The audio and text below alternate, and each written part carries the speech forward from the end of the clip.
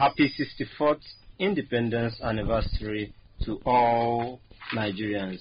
6 decades and extra 4 years of post-colonization is indeed a remarkable feat worth celebrating. Hello and welcome to Public Conscience, the anti-corruption program produced by the Progressive Impact Organization for Community Development, Primorg. I am Chidozie Obonnaya with Esther Bassi. Thanks for joining us. The spelling of Primorg is P-R-I-M-O-R-G. That is P-R-I-M-O-R-G. On Public Conscience, we seek to evolve a corruption-free society by drawing government and citizens' attention to corruption reports and issues for prompt democratic action against them. We also promote integrity by amplifying the rare cases of the display of honesty by public and private individuals. We appreciate the MacArthur Foundation for supporting the production of this program. As Nigeria commemorates its 64th independence anniversary, citizens find themselves entangled in a web of mixed emotions. It is widely known that the nation is plagued by endemic corruption, which has eaten deep into the nation's fabric, thereby hampering national development. The focus of today's program is on the need for the government and the Nigeria Police Force urgently to tackle rising cases of police extortion in Nigeria. Extortion of Nigerians by some police personnel is an age-long problem in the country. The hashtag EndSARS protest in 2020 tried to slow it down, but sadly, there seems to be a gradual resurgence. A recent investigative report published on albarka.ng with the support from the Wole Soyinka Center for Investigative Journalism, WSCIJ, exposed the mind-boggling experiences of Kwara residents, including youths, motorcycle riders, and corps members who face numerous cases of police extortion daily, leaving victims with bitter tales. Well, recall that last week in a viral video posted on X, police officers were seen threatening to shoot members of the National Youth Service Corps in Surulere, Lagos State, after extorting 1 million naira from them. However, the exciting development is that the Lagos State Police Command said it has begun the trial of 4 police officers indicted in the video. Over time, it's been reports of one extortion case to another across the country. Yes, sir, that was a refreshing news that the police has taken some actions against the perpetrators of that act. But today's program is seeking a lasting solution to the extortion of Nigerians by police officers. The question begging for answers is why extortion by police personnel continues on the rise, and how best can the government address it? Is there any justification for extortion of citizens by police officers? Is the Nigerian system enabling corruption in the police force? How best can the police authorities stop rogue officers from further institutionalizing extortion? I mean, it's also a good place to have you, tell us your story of extortion, if you have an experience. And we'll be waiting here to receive them. Be ready to join us through phone and text messages during this conversation. The WhatsApp phone line to send your message is 0902-265-6167. That is 0902-265-6167. Please indicate your name and your location when sending your message. This number is for messages only. Please begin to send your messages as soon as possible to 09022656167. That is 09022656167. We will give out the numbers to call shortly. Well, if you just joined us, the focus is on the investigative report published on albarka.ng with support from the Wole Soyinka Center for Investigative Journalism, WSCIJ, exposing mind-boggling experiences of Kwara residents, including youths, motorcycle riders, and corps members who are facing numerous cases of police extortion daily. The Nigeria Police Force, NPF, set up the Complaints Response Unit, CRU, to report misconduct of officers. The force has been seen dismissing some erring officers in the past. However, social media has helped expose acts of corruption by police officers in recent times. And we extended an invitation to the Inspector General of Police, Kayode Betokun, or his representative to be part of this program, and we look forward to having him or a representative join us. At this point, we should also make it clear that despite the widespread complaints of extortion against the police, there are many police officers and the ranks who are daily living above board, providing police service with dignity and integrity across Nigeria. I can beat my chest about that.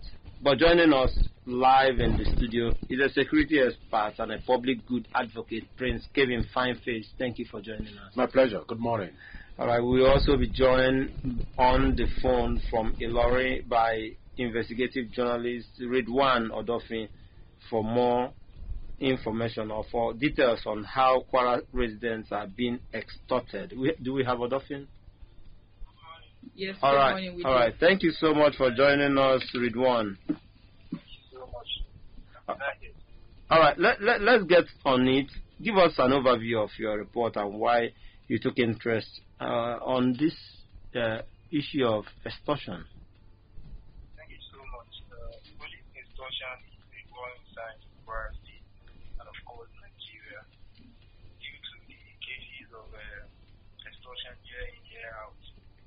Since the beginning of the year, there have been a lot of developments which actually made the IGP to issue a statement warning the officers to desist from using his name to extort Nigeria. In my report, however, Kwara Road police officers prey on Okada riders and youth. Extortion leaves lives in peril.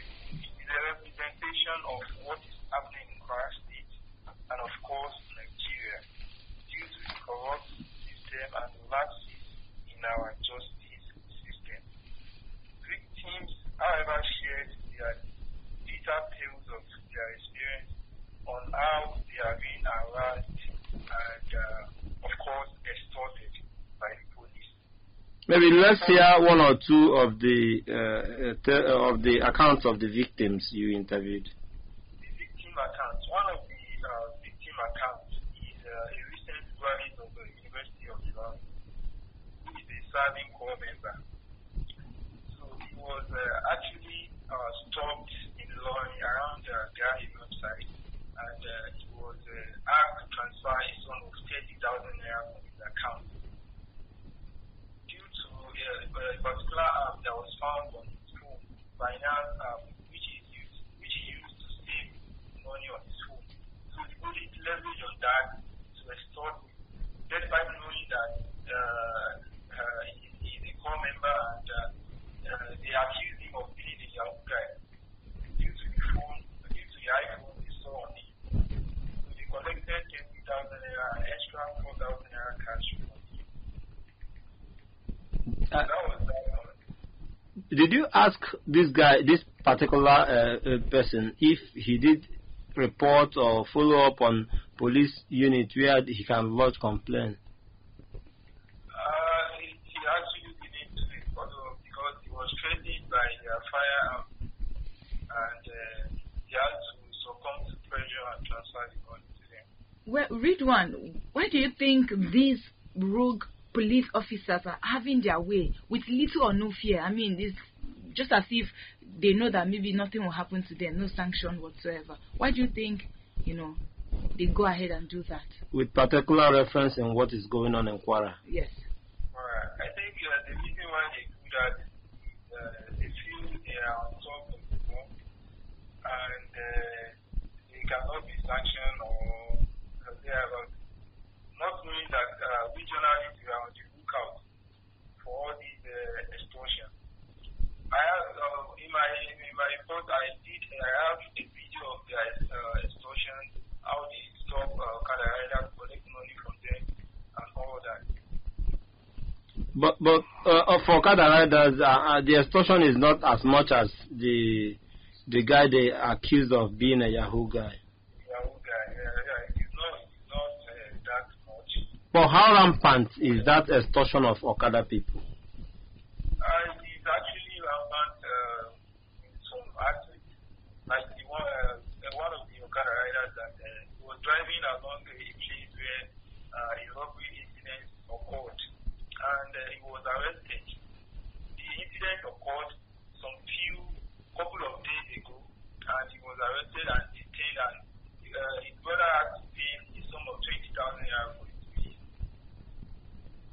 So that is a warning sign. So that also showed why are the people, the victims here, when you interacted with them, were there signs of them resisting this extortion, trying to prove that they know their right, or is ignorance taking over the whole situation? I think ignorance is actually taking over, because some of the Okada riders, especially their chairman, actually said some of them are guilty of traffic offenses, and which the police use as a deterrent to extort them. That's interesting. All right, let's. Did you at any point reach out to the Kwara State Police Command because of all of these reports during your investigation and after you put out your report? Because I cannot be a one-sided story. I have to balance both sides. So I reached out to the DPR of the Kwara Police Command, PST,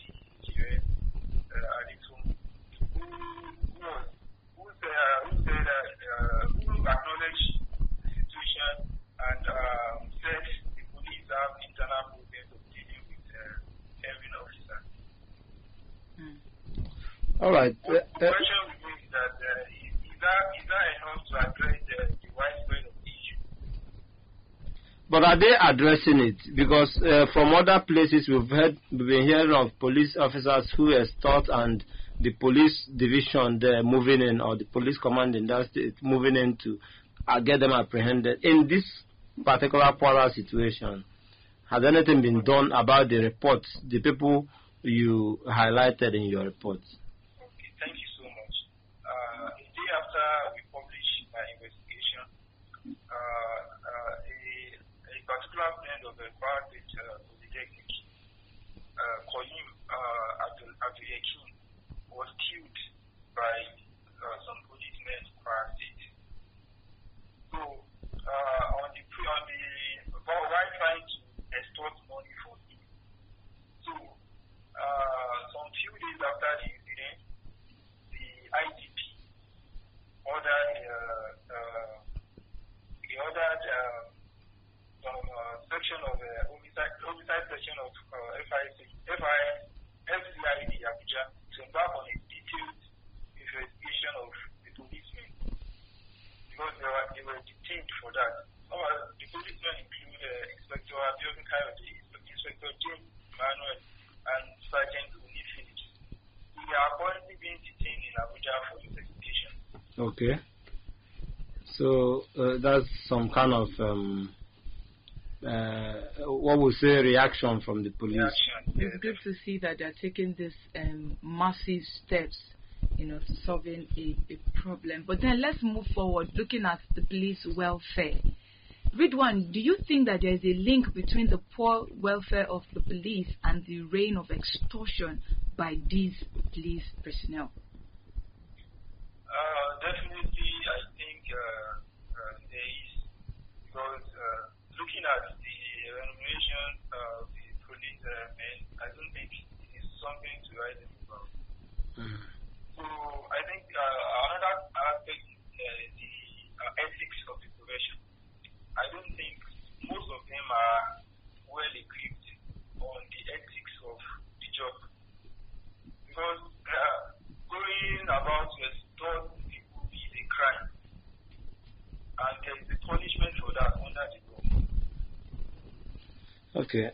That said, let's wrap up with this last in form of advice, because we are here already and we cannot but look for solutions to this problem. If you are to advise the IGP Betokun on several cases of tackling several cases of extortion in that state, Kwara State, and elsewhere in the country, what will your advice be?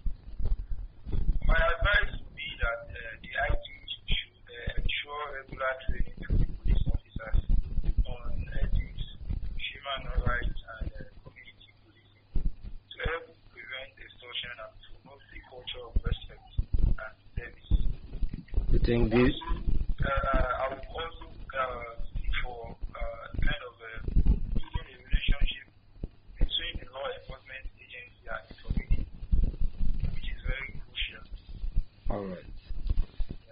Ridwan Odofin thinks that these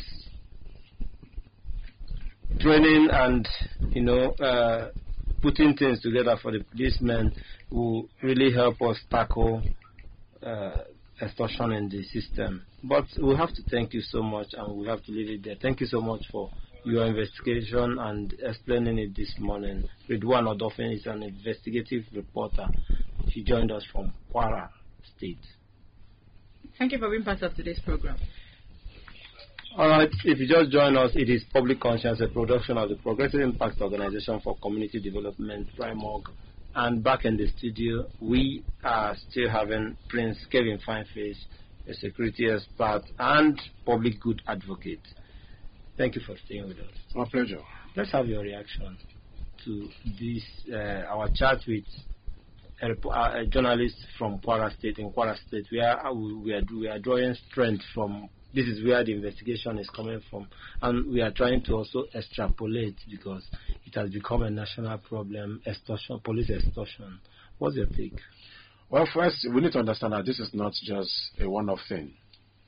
It's an age-long problem.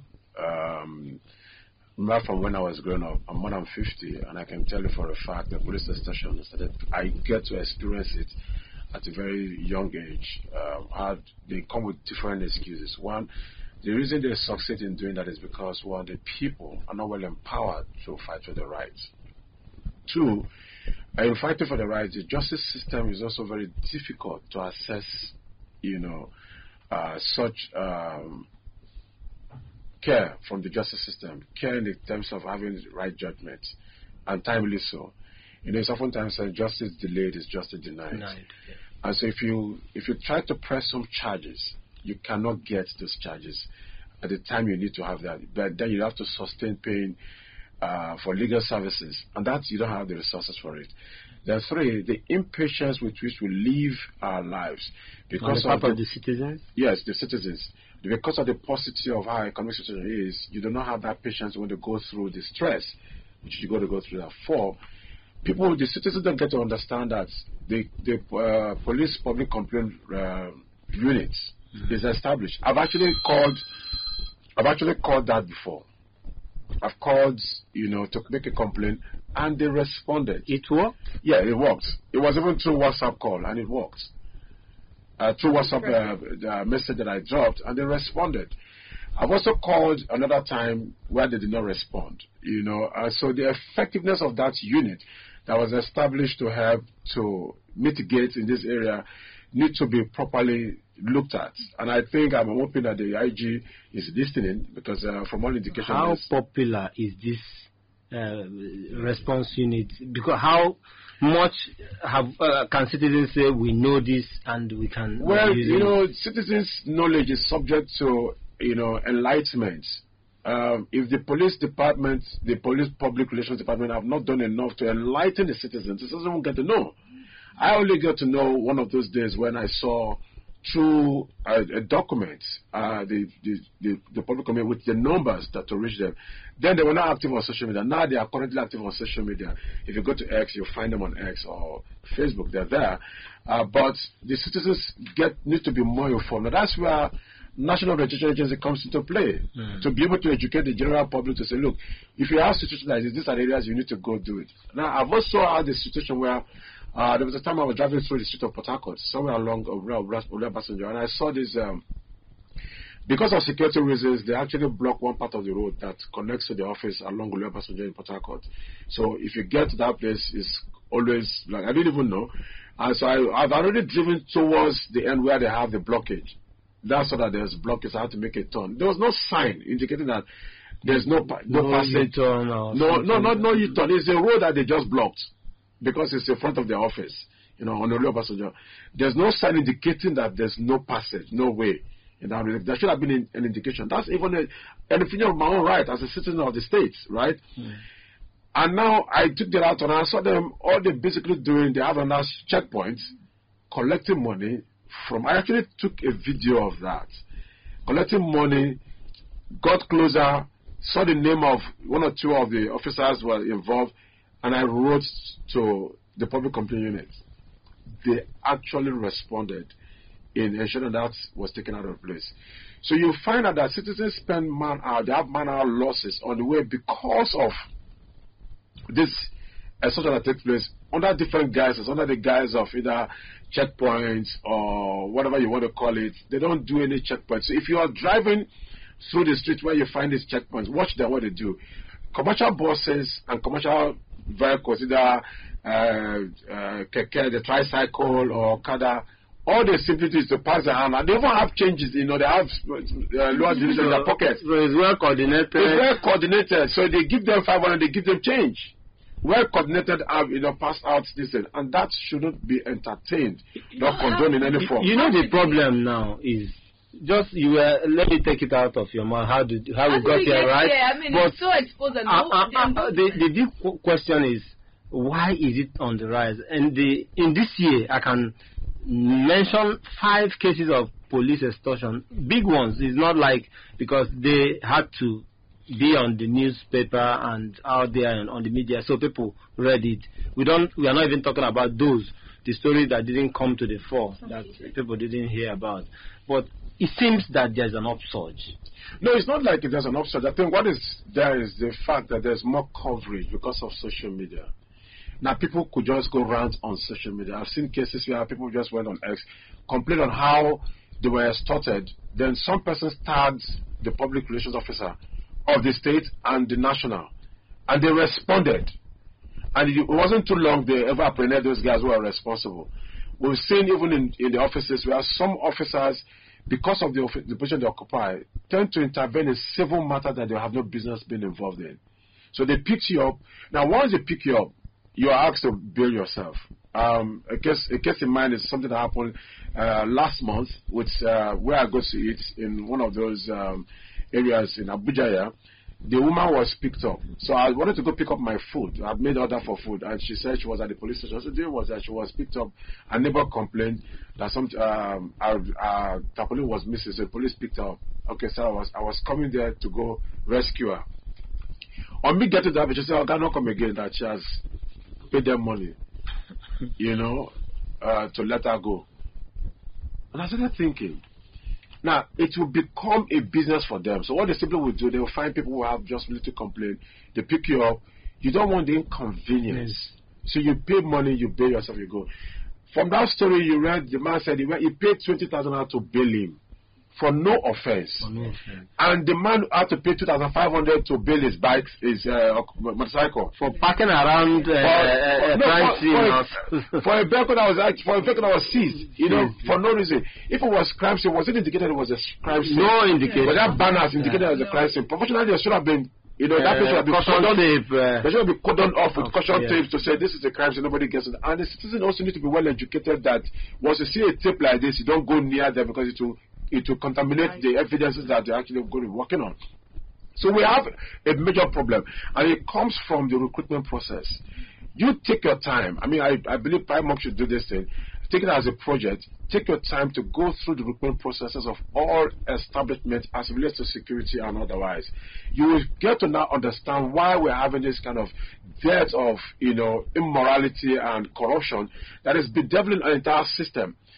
Before you get employed, it's advertised. Most recently, it's advertised. You go online, you fill from all of those things. But you also know that after filling all the forms, you still have to pay money.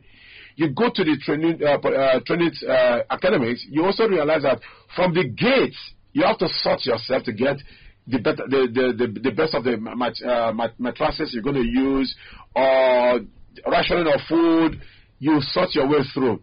So someone who has sorted his way out through the entire academic period, coming out, he wants to recoup his money. Also, you also find that some of these guys who do these things do returns. And the ones who get into trouble, and I suppose are those who don't do good returns. By the time they find out that the amount of money that has been extorted from the public or the culprit, or the victim in question, if it's that huge and you did not do enough returns, then you will be exposed. That's a sacrificial lamb. So I've seen cases like that. So this is systemic corruption. It's systemic. Now, we cannot say that all the police officers are corrupt. No, because there are good ones who had intervened in cases where some of the officers wanted to corrupt. Like they will say something that if your brother is in police and he says he wants to help you, don't accept it. Because he will tell you he's trying to help you, but he makes you to pay more money. right? Because it's a systemic thing. Yeah. There was a time I was picked up for no offense that was committed. Why my younger sister had an issue with someone, and the police came to pick her up. My dad went to bail her. They detained my dad because they wanted him to pay money, and my dad said he wasn't going to pay money back then. So I went to the station to say, look, no, you can't keep this man. His age and he's not feeling too well. They said I was rude, so they locked me up. Now, that experience in the cell, I got to see some things that the corruption in that place. They expected the guys in the cell to beat me up. Because, I mean, the most senior person in the cell will take ownership and show superiority and tend to beat me up. But it didn't work. Why did it work? Because the first thing I did was to play on the psychology of those in the cell to build on my side. You know, I made promises that I was going to come back to see that their cases actually well addressed. It helped, but not many persons that got in there can do that. You know, and so we need to look at how to take care of first the recruitment process. I recommended sometime here when we talked about some related cases of corruption, and I said police officers and men need to go through what I call personality profiling, you know, solutions. So you bring the professionals to profile them. So you know those that you're employing are fitting enough to be in those areas. Because not everybody is supposed to be a police in a security establishment. That's beyond not everybody. Appearance. You know, so beyond the physical appearance, there has to be the psychological aspect of it to be sure this person is fit, mentally fit to work in the job, and will be able to show that passion for the job. Then after doing that, we also have to look at the remuneration. It is a sorry state, I must say this, that in this country of ours, if you have a school cert, you can be the president of this country and earn much more money than somebody who has first degree as a police inspector. Prince Kevin Fineface, we'll get back. We'll get back to that conversation, but we also want to bring in our listeners into the conversation. Let's give them that chance, then we'll continue. I know there's a lot more under your belt. All right, for you out there, please follow us on our social media platforms at Official Primorg. Primorg is spelled Primorg. Remember that we are streaming live on Facebook at Official Primorg. And remember that this program is interactive. The WhatsApp phone line to send your messages is 09022656167. 09022656167. This number is for messages only. Please begin to send your messages now to 09022656167. And want you to jump in and give us your take. If you had an experience, or you can just let us know your thoughts on that. Do you think police extortion is on the decline or increase? My guests say that it's been there. It's just that the light has been shown on it recently through the social media.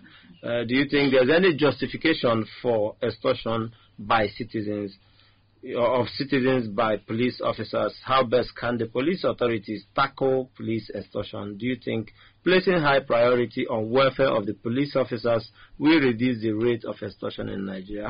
How best can the federal government, tackle this menace of extortion? If you have had an experience of extortion, by the Nigerian police, please call in and share your experience with us. Hello.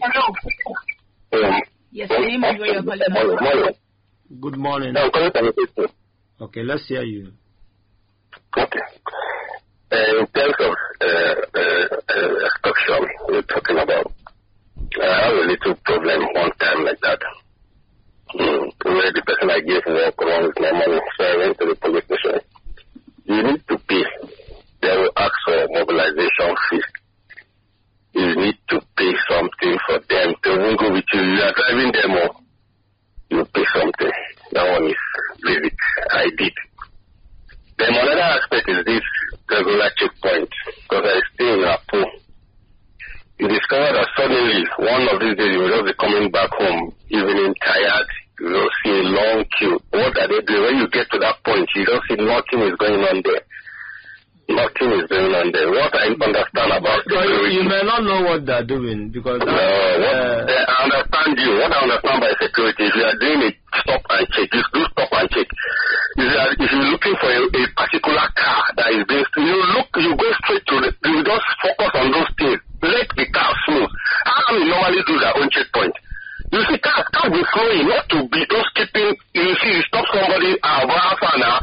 your body now. How you doing now?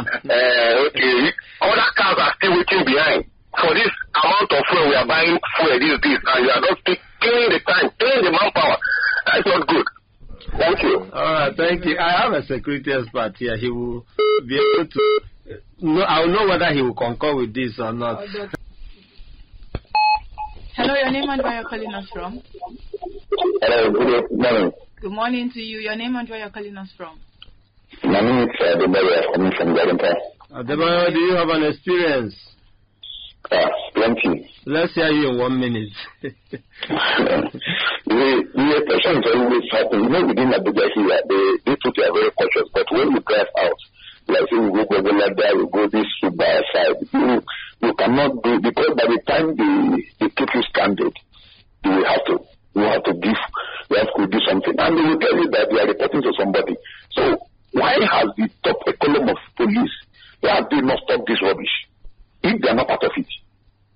Because I know in the past that some of them will disguise and something. From there, if they know that somebody is checking them, this thing is a part of it. So I know I listen to your prologue and some of the things. And that is what is happening is that even if you pay them 1 billion naira as a salary, they will still extort people. So you think raising their remuneration will not change anything? It will not change, sir. Because they are part of it. They have seen that nobody can stop them.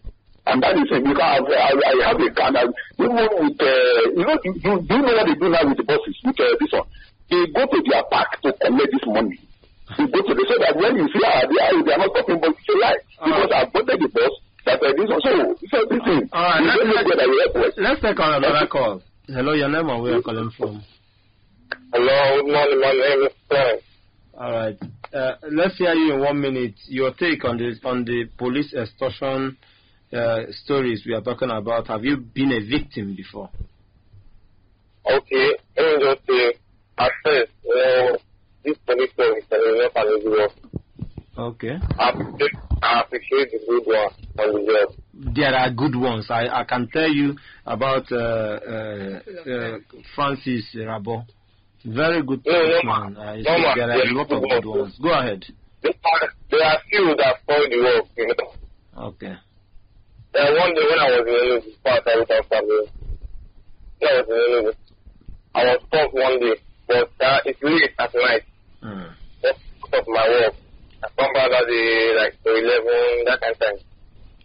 So they like it was in the keke. They said everybody should come down. So they were starting everybody. At my turn, for me, I know they greet and anything. And when I was on my right, if you like that, I know who greet. So the policeman said we will start off. I said the policeman said before we start I will start this first. I don't know what's your plan. When they started, they like, they won't get me that they said, but I insist. He was asking me who I am. I just told him that I'm a citizen that I know my rights. He said, okay, is what I say. He said, yes. See what this thing are doing. If you want us to like at least for the success for us, that one is normal. The work is not easy, but from take it as they are God, all those things. If we talk, you want to be done for all those things. But God bless those that are doing the right thing. God bless those doing the right thing.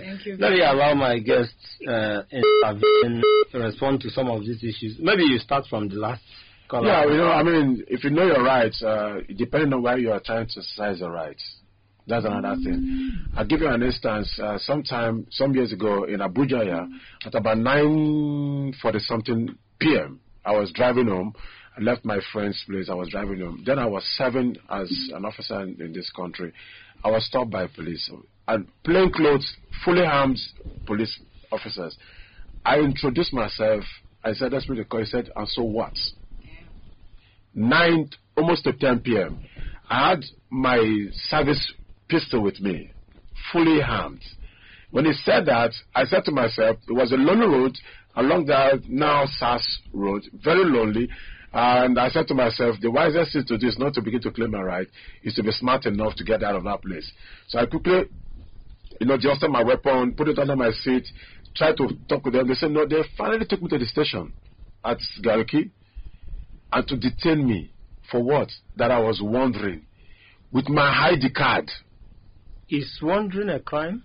Well, it used to be a crime when you wander without an identity.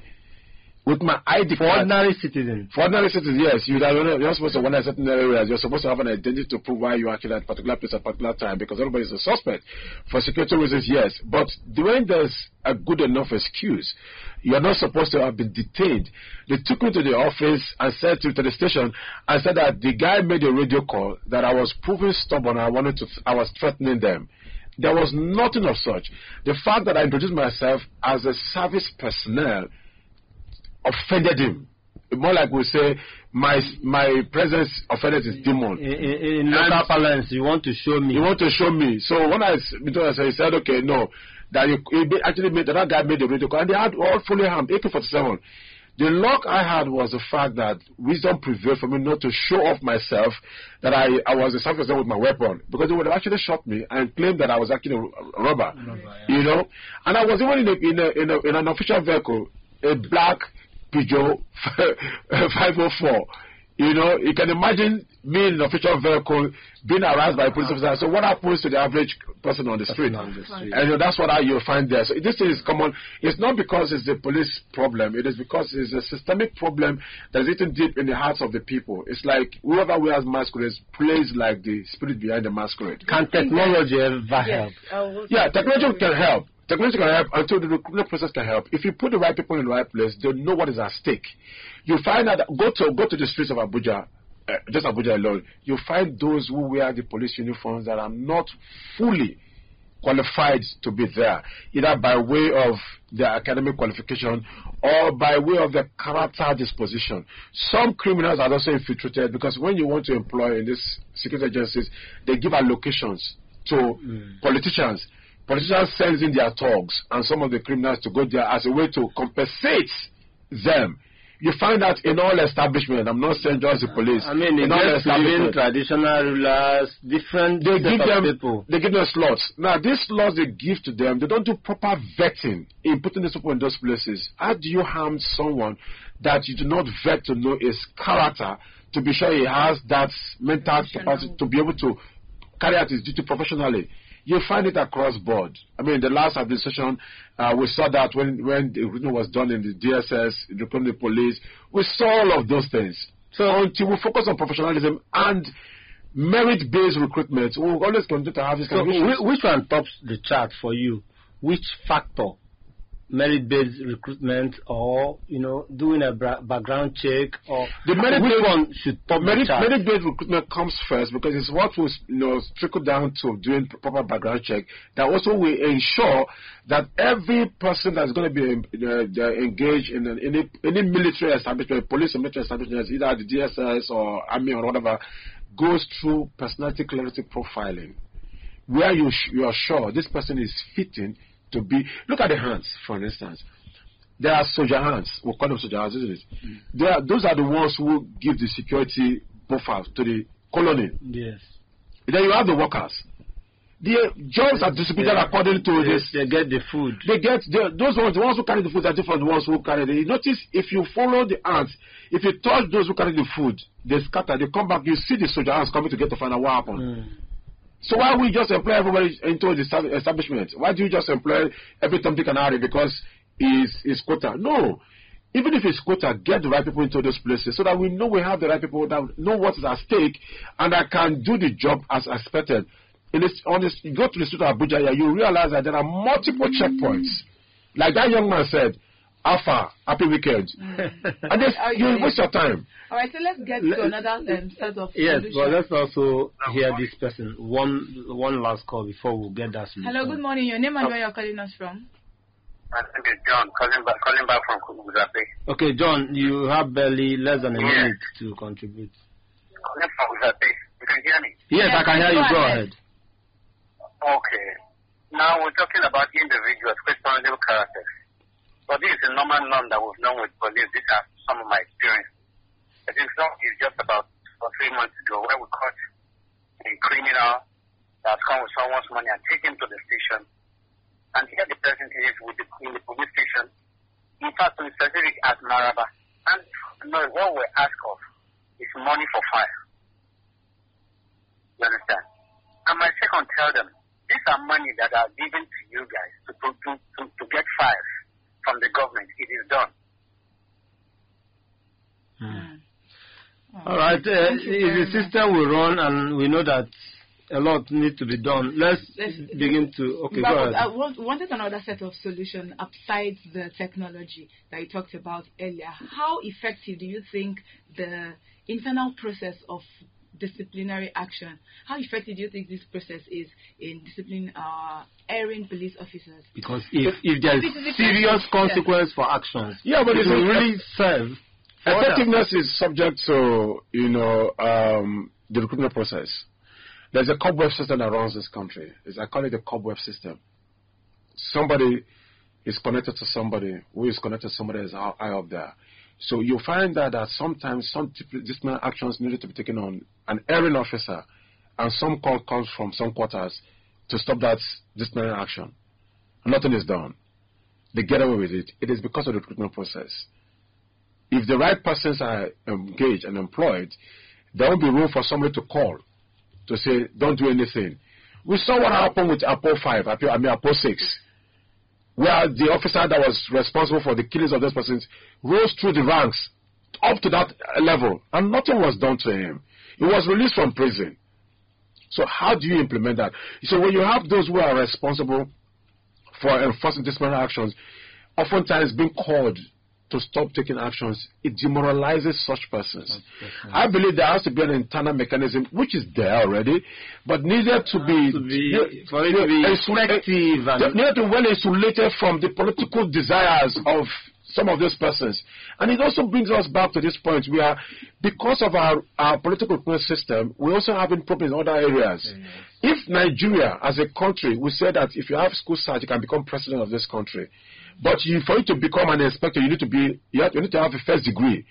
Then that is a misnomer. It's preposterous to think that as a country we have school cert as the highest qualification for becoming a president.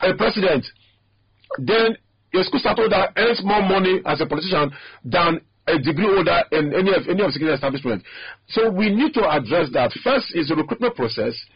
Two, we now look at remuneration. That the average police officer should be paid nothing less than a councillor is being paid in this country. Let's try to close on this because we are almost out of time. We're looking at solutions. Yes. Let's close on this one that I'm going to raise now, because the police IGP, when he got in, he made it clear that he's not going to tolerate corruption. They often say that for the first time. He set up task force to go after the bad acts in their midst, but this is still happening. So, a word of advice for the police IGP, the IGP Ebweteku, and also the Kwara State Police Command, where this investigation took place. Word of advice is simple. If the police they have a structure that indicates that if you serve 35 years or if you get to a certain age, you're not supposed to be there anymore. There's no need staying longer than you're supposed to be. It starts from there. In my place, I'm a fisherman. I'm from River State. The fish gets rotten from the head, not from the stomach. And so if the head is sick, the body is sick also. Until things are done right, the way it's supposed to be done, people will always find an excuse to carry out actions that are inimical to the common well-being of the people. The next is to be able to ensure that the Police Service Commission that is responsible for recruitment with the police get to the right people at the right time. Let's get away this slots or allocation that we give to president and the rest of them for recruitment, and allow for merit-based recruitment to take place across board. 2, 3, that remuneration should be reconsidered. Security officers and men should earn as much as politicians are earning. Okay. So, 4, then we'll now look at the welfare system that we have. If you get into any of the establishments, in 5 years, you're supposed to know what security you have if you're going to have family. So public health system need to be there, public education need to be there, then housing need to be there. So this person don't get to think on how to compete with those in the market, because the police officer goes to the market with the politicians and he competes with his meager salary. So what he simply has to do is to compromise, cut corners, and find ways to cheat the system so he can also meet up with the Joneses, because his kids need to go to school. Yes, private school. I agree with you because although it looks like a tall order for policemen to end the same with councillor, that would be my wish. But some of the officers can't even go to their own police academy. Their kids can't even go to those schools. You can imagine. Yeah. So, but this is an ongoing conversation, and we will not stop having this conversation because it is happening every day. People are being extorted, and people are groaning under those crimes, under those evil that are committed against them. We must thank you so much for coming. My pleasure. This is where we'll be drawing the curtain today on today's program. All right. Please follow us. Please visit our news website, primognews.org. That is primognews.org. For all the details of our reports and interviews, visit our website, www.primog.org, to get all the information about Primog. And you can watch our videos on Primog TV, our YouTube channel. Please subscribe to get reminders when we have a new post. We appreciate our guests, security experts, and public good advocates, Prince Kevin Fineface. My pleasure. Thank you for joining us. And many thanks to investigative reporter Ridwan Odofin, who joined us via the phone. Thank you all for joining us today. Public Conscience has the support of the John D. and Catherine T. MacArthur Foundation, committed to building a more just, verdant, and peaceful world. Get more information about the foundation on its website, myfound.org. Join us again here next week for another episode of Public Conscience, and remember to follow us on Facebook, X, formerly Twitter, as Official Primog. I am Esther Bassi. And remember that birth registration and birth certificates are free if your child is under 18. Help stop the corruption in birth registration and do not pay for birth certificates. Okay. Also, remember that you can give us information or hints about corrupt acts through our phone at 09022656167 or info@primog.org. I am Chidozie Ogbonnaya. God bless Nigeria.